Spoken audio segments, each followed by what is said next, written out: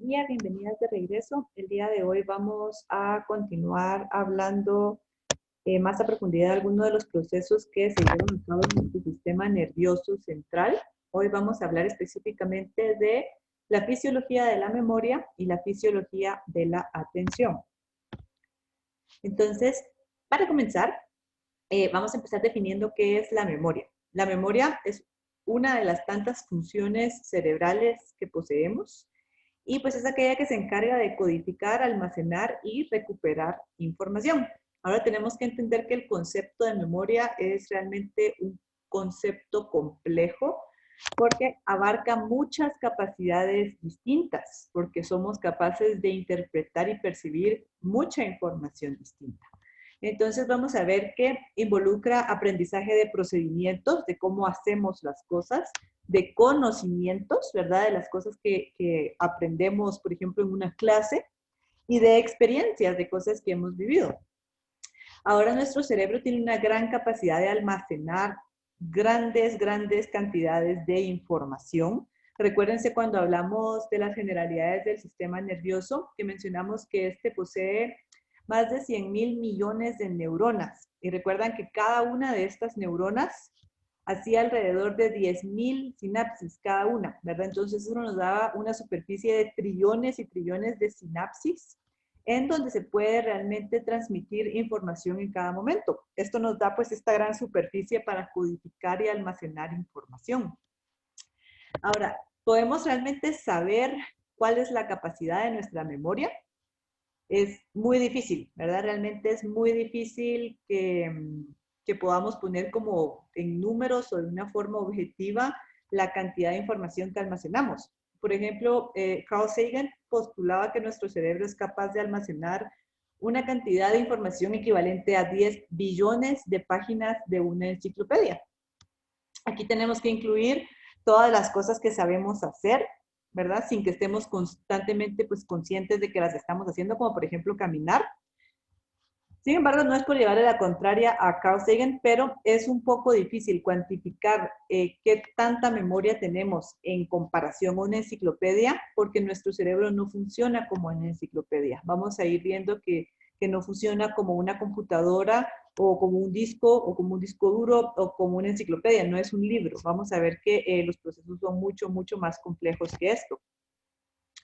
Ahora, ¿qué es lo que pasa con nuestra memoria? ¿Y por qué digo que no es como una enciclopedia? No hay un lugar físico para la memoria en nuestro cerebro. ¿Se acuerdan que previamente hemos hablado del hipocampo y el rol importante que juega en la reproducción de memoria y en todos estos mecanismos? Sin embargo, el hipocampo no es un lugar donde físicamente están guardadas todas nuestras memorias, ¿ok? El hipocampo no es una biblioteca a la que vamos y sacamos un libro y sacamos una página y este es el día 23 de abril del 2007 cuando hice no sé qué cosa. Nuestro hipocampo no funciona de esa manera. O sea, no somos como una computadora, sino que toda la información, toda nuestra memoria está diseminada en todo nuestro sistema nervioso, como podemos ver aquí en esta imagen. O sea, está dispersa por todos lados. Y cuando queremos recuperar información, nuestro hipocampo lo que hace es gestionar la activación de diferentes áreas del cerebro que me van a permitir reexperimentar algún recuerdo. Entonces, el hipocampo es más como esa zona que permite que se active todo lo demás y que empiece todo el proceso de recopilar de diferentes áreas, pero no es un lugar físico donde están guardadas todas nuestras memorias. Entonces tenemos que entender que el cerebro lo que va a consolidar realmente cuando estamos memorizando algo son patrones de funcionamiento. ¿Ok? Entonces, consolida la forma en que grupos específicos de neuronas se activan cada vez que aprendemos algo nuevo. Toda la información que ingresa a nuestro cerebro desencadena estímulos eléctricos y químicos, o sea, un fenómeno de neurotransmisión. Y esta neurotransmisión va a adquirir patrones específicos según la actividad que estamos realizando. Ahorita lo vamos a ver más a detalle con ejemplos para que quede esto más claro. Pero cuando estamos recordando, lo que estamos haciendo es reactivar esos mismos patrones de funcionamiento y comunicación neuronal que ya habían pasado antes. O sea, son muchos circuitos que se encienden en mi cerebro cada vez que yo experimento algo o aprendo algo nuevo. Y entonces cuando yo quiero volver a recordar eso, se vuelven a encender esas mismas redes neuronales o circuitos que previamente se habían encendido. Y así es como yo recuerdo. Entonces, partiendo de esto, no almacenamos hechos concretos, sino almacenamos la forma en cómo funcionan nuestros circuitos cerebrales ante ese hecho. No recuperamos el recuerdo tal cual se almacenó, sino que cada vez que volvemos a recordar, lo que estamos haciendo es armando nuevamente ese recuerdo a través de la reactivación de patrones de funcionamiento. ¿Por qué es importante esto? Porque vamos a ir viendo que esto es susceptible a engaños o a manipulación de algunos recuerdos. Entonces, déjenme ponerles esto en un ejemplo para que quede un poco más claro. ¿A qué me refiero cuando digo que no es que almacenemos un recuerdo como tal, sino que almacenamos circuitos? Entonces, ¿qué pasa? Por ejemplo, estoy tratando de recordar el último cumpleaños que yo pasé con mi abuelita. Entonces, el sistema límbico va a activarse porque va a permitirme recordar las emociones asociadas a ese evento, ¿verdad? Si yo me recuerdo de mi abuelita en su cumpleaños, pues va a despertar emociones, va a despertar nostalgia, va a despertar felicidad, lo que quieran. También se van a activar, por ejemplo, áreas perceptivas de gusto y olfato. ¿Por qué? Porque de esta manera yo me voy a poder recordar del sabor del pastel que me hizo ese día mi abuelita. Pero también se van a activar otras áreas en mi cerebro de percepción visual, porque tienen que activarse para que yo pueda recordar el color y la forma del vestido que tenía puesto mi abuelita ese día. O cómo era el arreglo de globos que estaba en la mesa ese día. Entonces a eso me refiero. Cada área de mi cerebro hace una función específica y para que yo pueda volver a armar ese recuerdo, cada una de esas áreas tiene que activarse. Lo que hace el hipocampo es permitir que se active cada una y que se integre nuevamente, pero el recuerdo está diseminado por todos lados, ¿ok? Ahora, parte de la información original que experimentamos nunca llega a ingresar a la memoria, ni se consolida de forma eficaz. Entonces, cuando vivimos una cosa por primera vez, pues vamos a seleccionar cierta información que va a ser más relevante y pues vamos a empezar a consolidar, pero hay cosas a las que tal vez no les pusimos tanta atención o no eran tan relevantes para nosotros y entonces no se consolidan adecuadamente. Y partiendo desde este momento, ya cada vez que volvamos a recordar ese mismo momento, no lo vamos a estar reviviendo realmente como era, sino que vamos a estar volviendo a armar otra historia de cómo se grabó en nuestras cabezas. Se crean estos espacios en blanco que de alguna manera los rellenamos con retazos de otros recuerdos o con conjeturas o demás. Y por esto podemos ver que no es inusual que hay dos personas que experimentaron exactamente lo mismo, el mismo evento, en el mismo lugar, a la misma hora, en algún momento, y lo pueden recordar totalmente diferente, ¿verdad? O puede haber discrepancia de que si era rojo o era azul o qué pasaba, ¿verdad? Entonces, realmente de aquí partimos un poquito, no sé si se les ha pasado, ¿verdad? Que con amigos a veces estuvieron en la misma situación y pues cuando vuelven a revivir la misma historia o cuando escuchan a su amigo contando la misma historia en la que ustedes estuvieron presentes, la cuenta muy diferente a como ustedes la recuerdan. Y entonces ustedes dicen, bueno, este está diciendo mentiras, está inventando la historia. Muchas veces no es que necesariamente estén diciendo mentiras, a veces sí, pero no es que estén diciendo mentiras, sino que simplemente consolidaron la información de una manera diferente a la que la consolidaron ustedes. Entonces lo que tenemos que entender es que la esencia de la memoria no es reproductiva, sino que es reconstructiva. Entonces, para poner esto un poquito en contexto, digamos que ustedes guardan un documento en un USB. Ustedes lo tienen en su computadora, un documento Word, ustedes vienen y lo pasan a un USB y yo lo traigo y lo meto en otra computadora y vuelvo a abrir el mismo documento, lo estoy reproduciendo. El documento va a ser exactamente igualito, idéntico al que ustedes habían tenido en su computadora y dieron en el USB. ¿Por qué? Porque solo estoy reproduciendo la misma cosa. Y de aquí es donde entendemos que nuestro cerebro no funciona como funciona la tecnología, como funciona un libro, como funciona una computadora. nosotros no reproducimos, nosotros reconstruimos. Cada vez que recordamos, estamos volviendo a armarlo de cero. ¿Ok? Entonces, esto hace que sea susceptible a que cada vez que yo lo vuelva a armar, lo pueda armar diferente.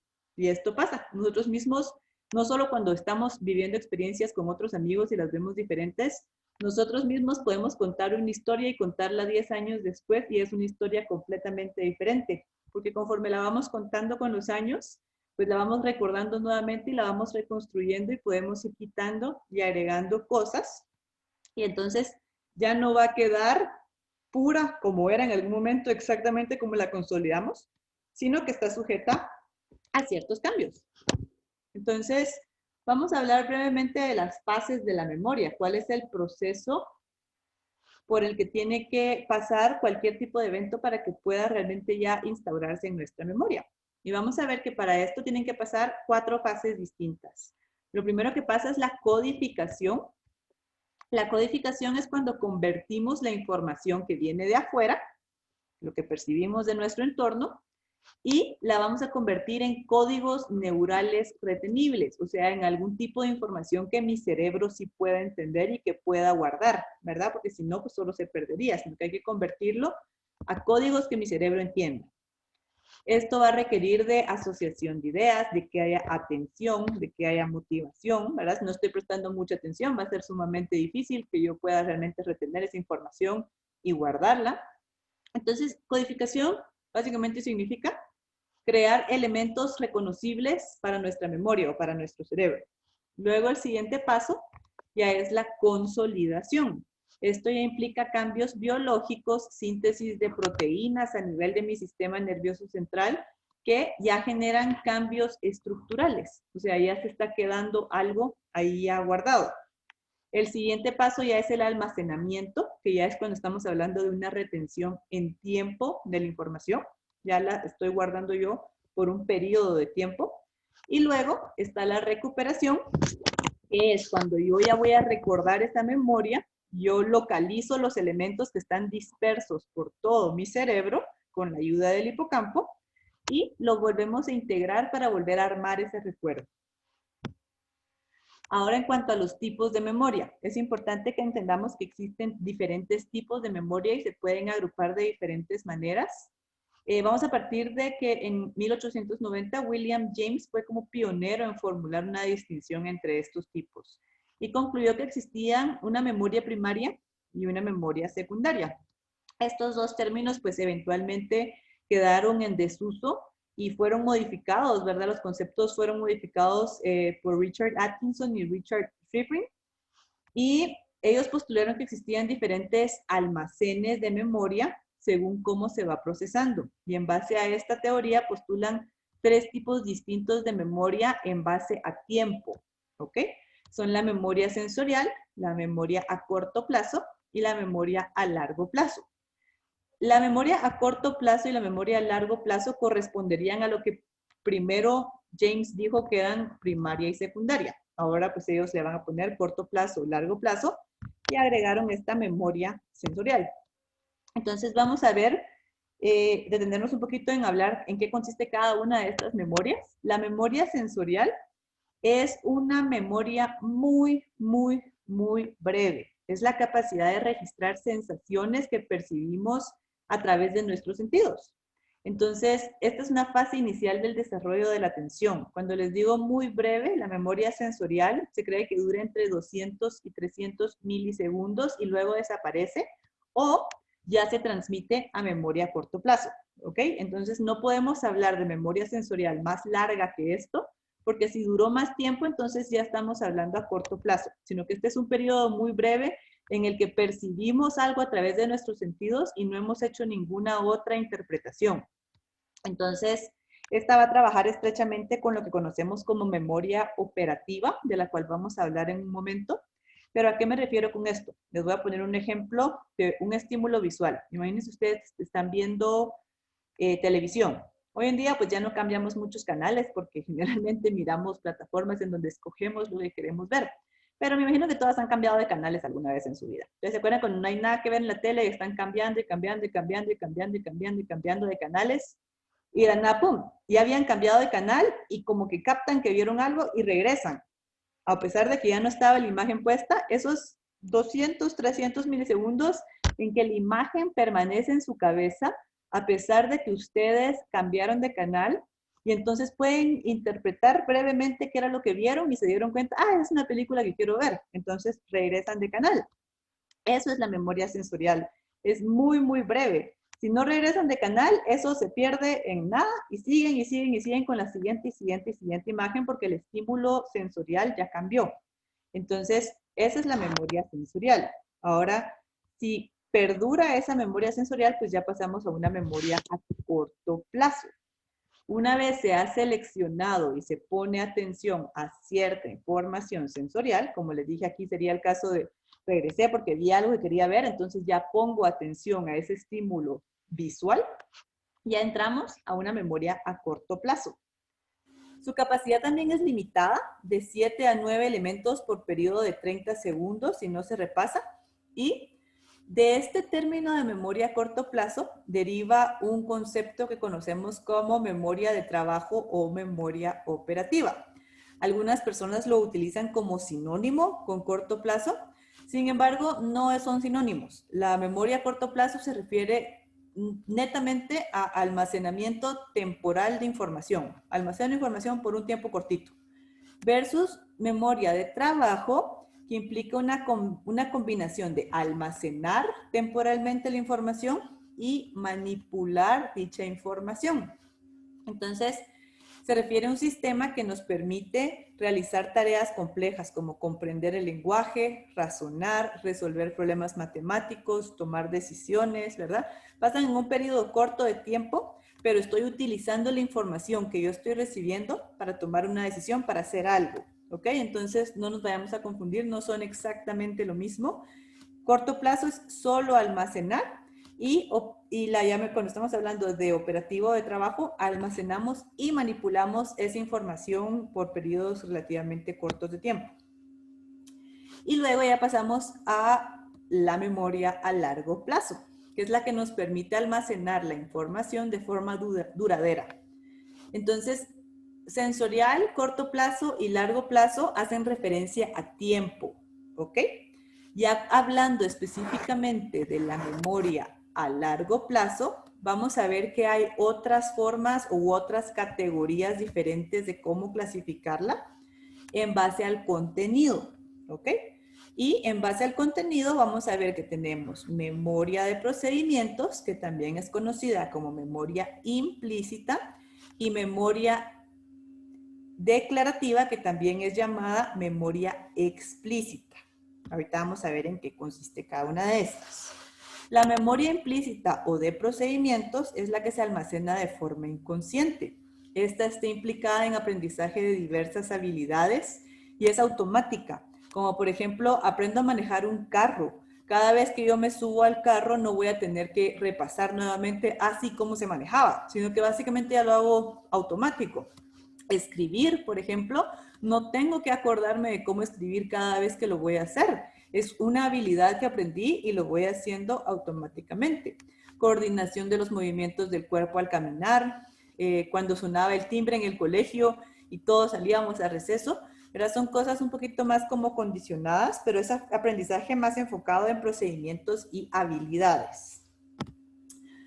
Luego vamos con la memoria declarativa, también conocida como memoria explícita, que está asociada a una percepción consciente. Incluye el conocimiento objetivo que tenemos de personas, de lugares, de las cosas, de su significado. Y esta también puede dividirse en dos tipos. Entonces tenemos implícita, que es de procedimientos, y explícita, que es declarativa. Entonces, estas son nuestras dos categorías y esta se puede dividir en otras dos categorías, que es la semántica y la episódica, ¿ok? Para que no nos vayamos a confundir entre qué es implícito, qué es explícito, ¿verdad? La memoria semántica es el conocimiento que tenemos acerca del significado de las palabras y de las relaciones entre estos significados. Es como un diccionario mental Entonces, es todos los conocimientos que tenemos sobre el mundo exterior, nombres de personas, cosas. Entonces, un ejemplo de esto sería, por ejemplo, si yo les digo, ¿cuál es la capital de Argentina? Y entonces ustedes me contestan, la capital de Argentina es Buenos Aires, ¿ok? Es conocimiento que tenemos, es ese diccionario mental. Versus memoria episódica, que es nuestra memoria autobiográfica. Esta nos permite recordar nuestras experiencias personales. Entonces, para contrastar con la semántica, semántica es, yo sé que la capital de Argentina es Buenos Aires, pero episódica es cuando yo me recuerdo del viaje que yo hice a Buenos Aires con mis amigos hace 3 años y que fuimos a este lugar y comimos lo otro y no sé qué. Esa es la diferencia, ¿ok? Ahora vamos con cuáles son las principales estructuras cerebrales involucradas en la memoria. Ya partimos de decir que si este es nuestro cerebro y nuestro hipocampo está localizado aquí en la cara interna del lóbulo temporal, ya entendimos que esto no es un almacén, ¿verdad? No es que aquí estén metidas todas mis memorias y que si yo quiero sacar una memoria voy a inyectar casi que una jeringa acá y la voy a extraer. No, no funciona de esa manera, sino que el hipocampo y el lóbulo temporal lo que hacen es permitir la activación de todas las demás estructuras para que pueda activarse esta área, activarse esta área, activarse esta área, activarse esta área y que cada una aporte sus elementos para ya volver a reconstruir esa memoria. Entonces, ¿quiénes van a estar muy implicados? Obviamente nuestra corteza prefrontal y corteza motora, el lóbulo temporal e hipocampo, porque es el que activa todo lo demás. La amígdala participa también. El cerebelo y ganglios basales va a estar muy implicado, especialmente en todo lo que es habilidades y procedimientos, ¿ok? En nuestra memoria implícita. Pero no solo estas, porque si se ponen a pensar que una memoria va a tener componente visual, del olfato, de cualquier área de mi cerebro, entonces cualquier área puede activarse en el momento en que hay que volver a reconstruir una memoria. O por lo menos en especial las áreas que son de integración y de percepción sensorial. Bueno, vamos a pasar de memoria a hablar un poquito sobre la fisiología de la atención, que es otra de las importantes funciones cerebrales que tenemos. ¿Qué es la atención? Es una función mental que permite seleccionar de toda la información que yo tengo disponible en mi entorno aquellos aspectos que son más relevantes mientras decido ignorar otros aspectos que no van a ser muy relevantes a mí en ese momento, ¿ok? Es una cualidad de la percepción, porque percepción es todo lo que yo puedo captar del medio, ¿ok? Todo lo que puede entrar por mis sentidos es percepción. Entonces, imagínense que yo estuviera percibiendo todo el tiempo, absolutamente todo lo que está pasando en mi entorno. Sería de volverse loco, ¿no? O sea, no podrían ustedes dejar de escuchar, digamos, si están escuchando la clase y hay alguien hablando afuera y ustedes estuvieran percibiendo todo y estarían con las dos conversaciones al mismo tiempo, mientras al mismo tiempo están sintiendo intensamente que la colcha está rozando sobre su pierna y no hay un filtro, ¿verdad? Entonces, la atención es ese filtro de los estímulos ambientales que nos permite enfocarnos al decidir cuáles estímulos son más importantes en dado momento. Entonces, ahí tenemos que entender si ustedes están escuchando la clase, se supone que eso es prioritario y más importante en este momento, entonces no van a estar escuchando lo que está diciendo el señor afuera de su casa, porque en ese momento ustedes de alguna manera pueden bloquearlo porque están poniendo atención a la clase. También puede entenderse como un mecanismo que controla y regula los procesos cognitivos, desde el aprendizaje hasta el razonamiento. ¿Cuáles son las funciones de la atención? Pues ejercer control sobre nuestra capacidad cognitiva, activar al organismo ante situaciones novedosas o insuficientemente aprendidas, ¿verdad? O sea, si yo estoy viendo algo y de lo que no sé nada, pues me siento así como, bueno, vamos a aprender algo nuevo, ¿verdad? Porque eso es parte del proceso de ir creciendo como seres humanos. Previene la carga excesiva de información. Es como les decía, imagínense que ustedes están en un restaurante súper lleno y ustedes están hablando con su pareja sentados en una mesa, pero ustedes no pudieran filtrar todo el ruido del restaurante. Sería espantoso. Y es una estructura bueno, ayuda a estructurar también la actividad humana al facilitar la motivación consciente hacia el desarrollo de ciertas habilidades. Entonces, si yo quiero aprender a tocar piano, entonces mi atención se puede enfocar específicamente en el piano y que yo pueda desarrollar más esas destrezas porque estoy motivada a aprender eso. Ahora, la atención también goza de ciertas características que es importante que conozcan. Hay varias, pero vamos a mencionar las más relevantes. Por ejemplo, la amplitud. La amplitud de la atención se refiere a la cantidad de información a la que podemos atender en un momento dado o la cantidad de tareas simultáneas que podemos realizar. Entonces, yo puedo estar al mismo tiempo que les estoy hablando sobre la atención, contestando un mensaje en mi teléfono y viendo que afuera está pasando un niño en bicicleta, ¿verdad? Entonces, eso es amplitud, puedo hacer muchas cosas a la vez, ¿verdad? Eso es lo que siempre dicen, que las mujeres somos un poquito superiores a los hombres. Los hombres tienen poca amplitud de la atención, pueden estar en una cosa al mismo tiempo y no más. No todos, ¿verdad? Pero así dicen.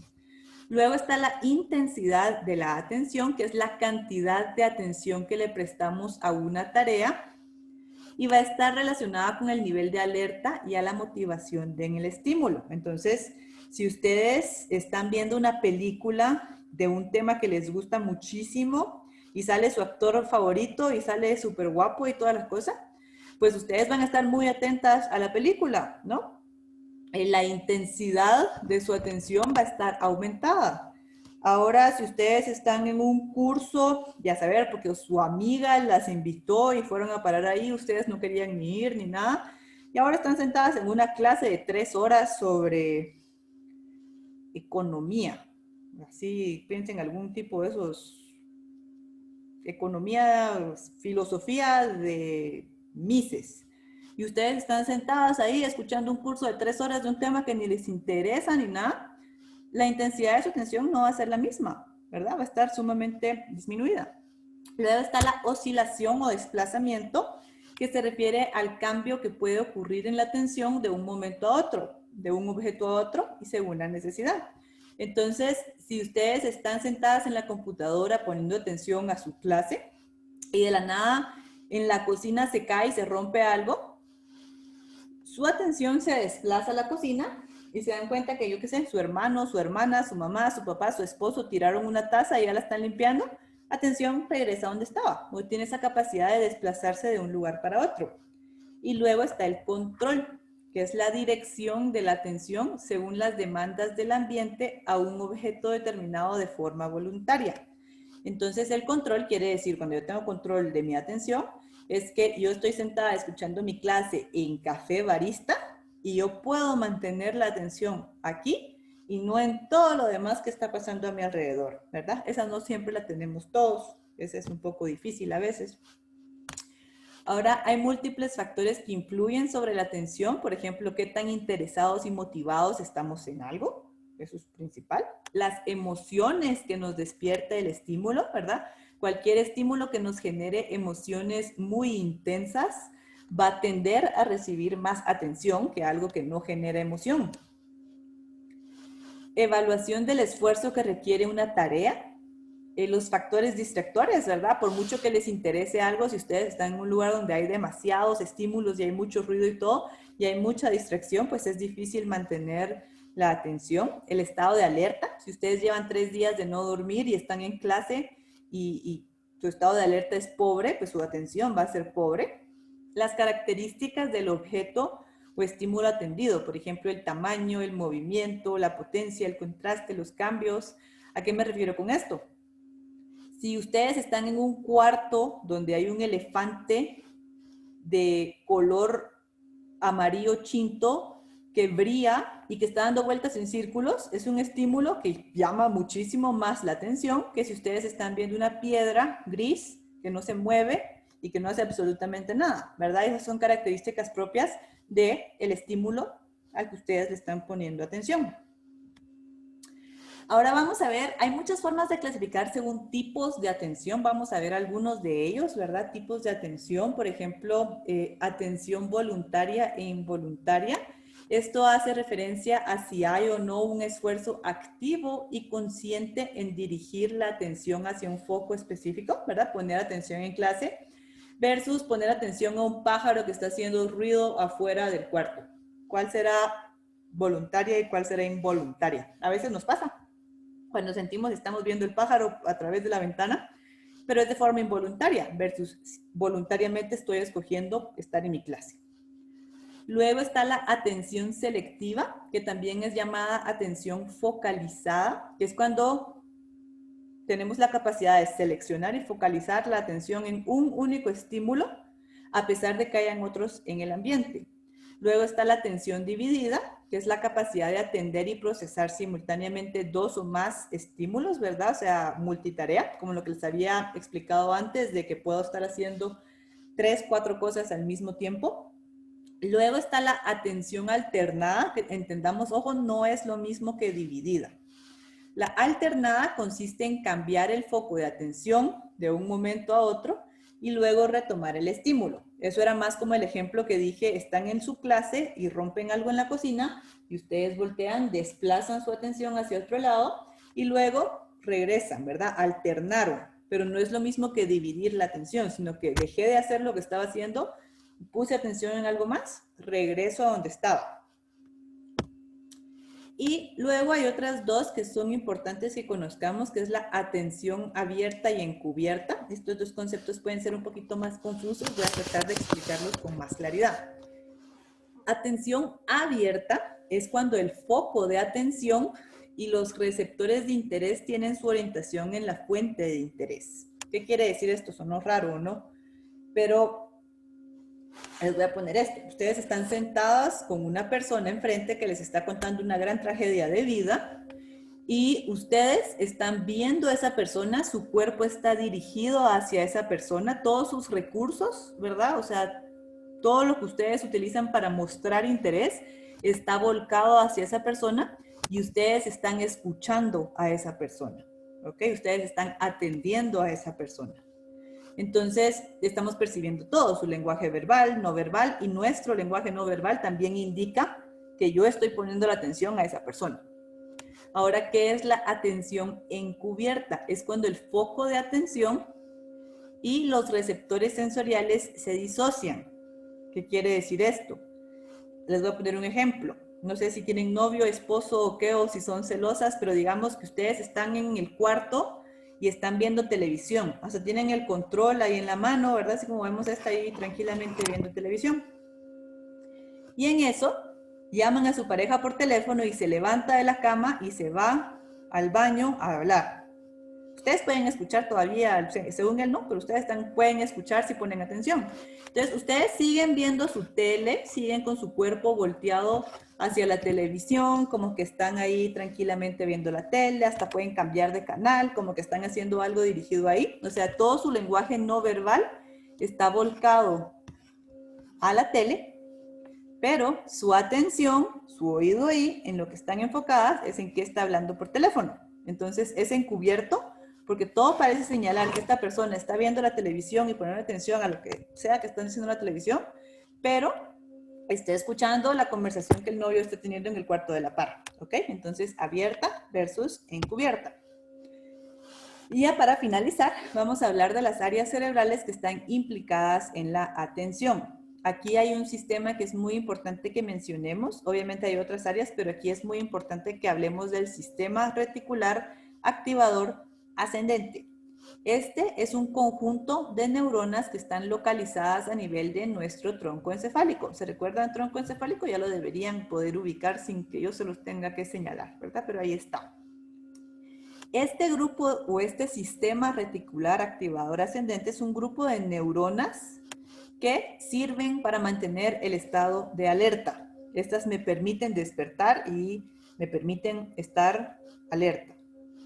Si no estamos alerta o despiertos, es imposible que pongamos atención, ¿verdad? Si estamos dormidos, no estamos poniendo atención a los estímulos que nos rodean. Entonces, este sistema es esencial para que pueda ocurrir la atención. Ahora, otras estructuras implicadas, por ejemplo, el tálamo, ¿verdad? Ya deberían también poder ubicar su tálamo. que es un centro de integración sensorial. El giro del cíngulo, que es esta parte de la corteza que está pegada a nuestro cuerpo calloso, que es esto de acá abajo, ¿verdad? Esta corteza que está acá abajo es el giro cingulado, que también ha demostrado una gran activación en tareas que requieren atención sostenida en especial. Y el lóbulo frontal, que tiene mucho que ver con aspectos cognitivos y motivacionales, ¿verdad? Recuérdense que aquí está mi motivación, mis funciones superiores, que van a ser cruciales para que yo pueda decir, esto me interesa y a esto le voy a poner atención, o definitivamente esto me da igual y no voy a estarle poniendo atención. ¿Ok? Entonces, con eso concluimos nuestra clase del día de hoy. Cualquier duda, pues ya saben que el sábado la vamos a resolver.